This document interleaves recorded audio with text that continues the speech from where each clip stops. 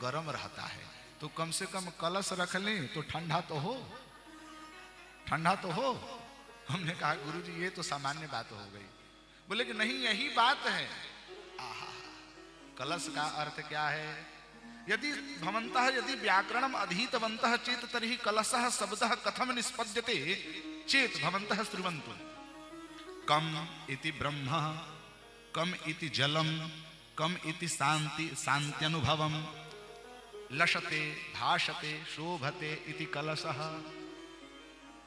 जिसके जीवन में ब्रह्म का अनुभव होने लगे, जिस कर्म को करने से हमारे मन मस्तिष्क में ब्रह्म का तत्व का चिंतन होने लगे, बोध होने लगे, अथवा शांति अनुभवम, अथवा शांति का अनुभव होने लगे, उसी का नाम कलश कहते हैं। कलश शांति का प्रतीक होता है, कलश मंगल का प्रतीक होता है, कलश कल्याण का प्रतीक होता है। कलश, कल मतलब कल्याण, श मतलब शांति, शांति का प्रतीक होता है। मानो संत भगवान कहते हैं, शास्त्र कहते हैं कि जीवन में प्रत्येक व्यक्ति शांति का अनुभव ही करना चाहता है, और भागवत जी शांति से ही प्रारंभ होता है और शांति में ही लीन होता है।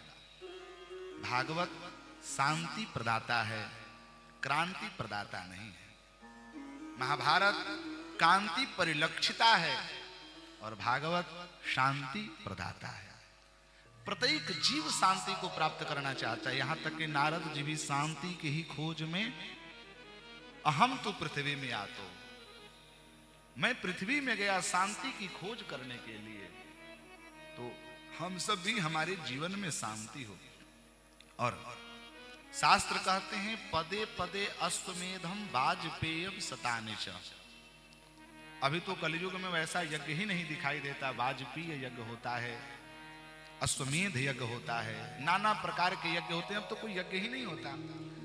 अच्छा, यज्ञ कितने प्रकार के होते हैं? हमारे यहाँ सामान्य तरीके से घर में गृहस्थियों के लिए 5 यज्ञ हैं, जिसमें एक बलि वैश्व यज्ञ के भी नाम से जाना जाता है। बलि वैश्व यज्ञ, जो हम लोग भोजन प्रसाद करते हैं, उसकी आहुति दी जाती है, उसको बलि वैश्व यज्ञ कहते हैं। प्राचीन समय में, आज से 20-25 वर्ष पहले, घर में चूल्हा होते थे।